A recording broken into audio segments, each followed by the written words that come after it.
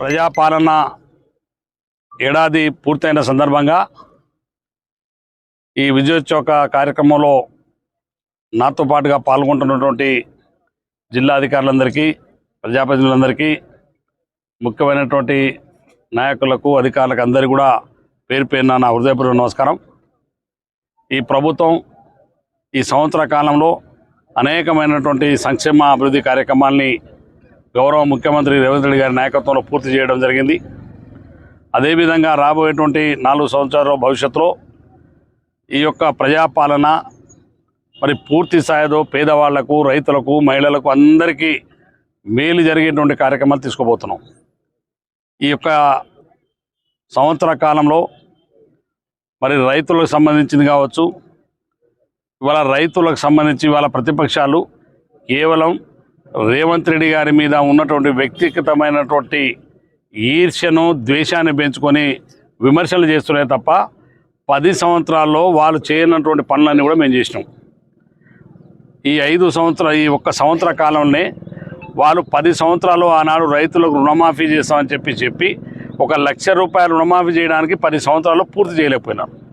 కానీ మేము ప్రభుత్వం వచ్చినటువంటి 10 మాసంలోనే ఒక్క 20 రోజుల్లోనే 22 లక్షల మంది రైతులకు 18,000 కోట్ల రూపాయల రుణమాఫీ చేసిన ఘనత ఇవాళ రేవంత్ రెడ్డి గారి నాయకత్వంలో కాంగ్రెస్ పార్టీ ప్రభుత్వాన్ని. అయితే మిగిలిపోయినటువంటి రైతులు ఎవరైతే కావాలని ఆందోళన చెందవలసినటువంటి అవసరం లేదు. కొంతమంది ప్రతిపక్షాలు, లేకపోతే కొంతమంది పని పాట లేనటువంటి వాళ్ళు కొంతమంది కావాలని విమర్శ చేస్తూ ఉన్నారు. ఇవాళ రేపు ఎవరైతే 2 లక్షల మధ్యన ఆగిపోయి 2 లక్షల లోపల ఉన్నటువంటి వాళ్ళు రేషన్ కార్డు లేకనో, వివిధ పేర్లు తప్పుబడో, వివిధ కారణాల చేత అయితే ఎవరైతే రాలేదు రైతులు, వాళ్ళందరూ కూడా పూర్తి స్థాయిలో రుణమాఫీ చేయబోతున్నాం. నెంబర్ 2, ఎవరైతే 2 లక్షల పైబడి ఉన్నటువంటి రైతులు ఉన్నారో వాళ్ళందరూ కూడా రుణమాఫీ చేయబోతున్నాం. ఇక కేటీఆర్, కేసీఆర్, హరీష్ రావు పొద్దున్న లేసే మాట్లాడేది మేము రైతు బంధు ఇచ్చినాం, నువ్వు రైతు బంధు ఇవ్వట్లేదు, రైతు బంధు ఇవ్వడంలో నీకు టీఆర్ఎస్ పార్టీకి, కేసీఆర్కి అవకాశం కూడా ఇవ్వకపోవు.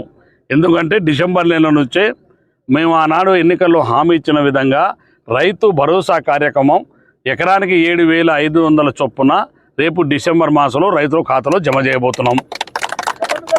మరి అదేవిధంగా మిగిలిపోయినటువంటి ఏవైతే మేము ఎన్నికల్లో హామీలు ఇచ్చినటువంటి పెన్షన్లు, చాలామంది మా పెద్దయ్యలు గ్రామాలకు పోయినప్పుడు ఇంకా మాది పెంచలేదని ఆలోచన చేస్తూ ఉన్నారో వారి పెన్షన్లు కూడా రేపు పెంచబోతున్నాం. డిసెంబర్ మాసంలోనే వారి పెన్షన్ కూడా పెంచబోతున్నాం.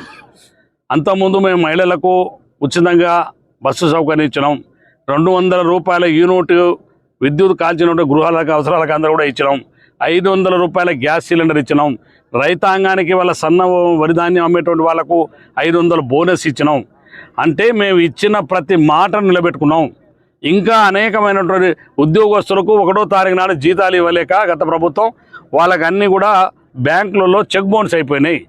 వాళ్ళ సివిల్ కోర్స్ అనేది దెబ్బతిని కూడా బ్యాంకులో అప్పులు ఇవ్వట్లేదు.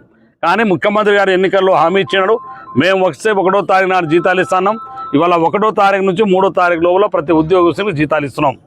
అంటే ఈ రాష్ట్రాన్ని అప్పుల పాలు చేసిపోయినటువంటి కేసీఆర్ కానీ, కేటీఆర్ కానీ ఎక్కడో జరిగేటువంటి చిన్న సంఘటనలు కూడా భూతత్వంలో చూపెడుతూ ఇవాళ కేవలం రేవంత్ రెడ్డి గారిని, కాంగ్రెస్ పార్టీ ప్రభుత్వాన్ని ఒక బద్నామం చేయాలని దుర్మార్గమైన ఆలోచనలు ముందుకెళ్తున్నారు తప్ప ఎక్కడ కూడా పసలేని ఆరోపణలు. ఇవాళ మీరు లగచర్యలు తీసుకుంటే అక్కడ లంబాడీలకు తీసుకున్నటువంటి భూమి కేవలం 11%. మిగతా వర్గాలన్నీ కూడా భూములు ఉన్నాయి. అక్కడ ఓసీలే ఉన్నాయి, బీసీలే ఉన్నాయి, ఎస్సీలే ఉన్నాయి, వాటితో పాటుగా ఎస్టీలో కూడా ఉన్నాయి. ఆ ఎస్టీలో భూములలో 11% తీసుకున్నాం. ఎవరిని కూడా బలవంతంగా తీసుకోవడం లేదు. కానీ అక్కడ భూమి లేనటువంటి వాళ్ళు ఎవరైతే ఉన్నారో వాళ్ళే టీఆర్ఎస్ పార్టీకి సంబంధించిన వాళ్ళు కావాలని కలెక్టర్ గారి మీద దాడి చేసి ఈ ప్రభుత్వాన్ని ఒక విచ్ఛిన్నమైనట్టు చేయాలని, ఈ ప్రభుత్వాన్ని, ముఖ్యమంత్రి గారిని మరి కుట్రమని ఏ రకమైన ఈ ప్రభుత్వానికి గంతజంలో దుర్మార్గమైనటువంటి కుట్రపూరితమైన ఆలోచన ఇవాళ కేసీఆర్ కూర్చొని ఫామ్ హౌస్లో మరి బామర్ది రోడ్ల మీద కూడా చేసిన ప్రయత్నం, నీ ప్రయత్నం ఫలించదు. తెలంగాణ ప్రజలు రేవంత్ రెడ్డి ముఖ్యమంత్రి కావాలని కోరుకొని కాంగ్రెస్ పార్టీ ప్రభుత్వాన్ని మరి ప్రజాపాలన తీసుకొచ్చినారు. ఈ 5 సంవత్సరాలు తప్పకుండా ప్రజారంజకమైన పాలన, గతంలో అయితే హామీలు ఇచ్చినో మిగిలిపోయిన హామీలను కూడా నెరవేరుస్తాం. ప్రజలకు ఏవైతే హామీలు నిర్వహించడంతో పాటుగా భవిష్యత్తులో మళ్ళీ 2028 నాడే మళ్ళీ రేవంత్ రెడ్డి గారి నాయకత్వంలో ఎన్నికలకు పోతాం. చాలామంది అపోవాలుగా రేపొద్దున్న రేవంత్ రెడ్డి ఉంటున్నారు, రేవంత్ రెడ్డి పోతున్నారు. మీరు కేవలం మన టీఆర్ఎస్ పార్టీకి రాత్రిపూట అక్కలే భ్రమలవి. మీ భ్రమలు మీ కళలు ఏవి నెరవేరవు. రేవంత్ రెడ్డి గారి 5 సంవత్సరాలు పూర్తి స్థాయిలో ముఖ్యమంత్రిగా కొనసాగుతారు. వచ్చే 2028లో కూడా వారి నాయకత్వంలో మేము ఎన్నికలకు పోతాం. ఇది కాంగ్రెస్ పార్టీ యొక్క పట్టుదల.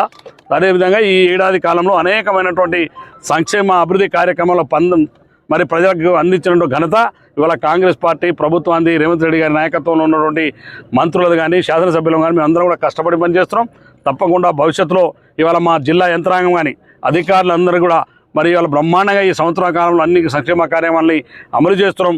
అందుకనే ఇవాళ ఈ నియోజకవర్గంలో ఉన్నటువంటి రాష్ట్రంలో ఉన్నటువంటి ఈ సంవత్సర కాలం పూర్తి చేసిన సందర్భంగా ప్రతి ఒక్క అధికారులకు ప్రజాప్రతినిధులు అందరికీ కూడా ఈ విజయోత్సవ శుభాకాంక్షలు తెలియజేస్తూ సెలవు.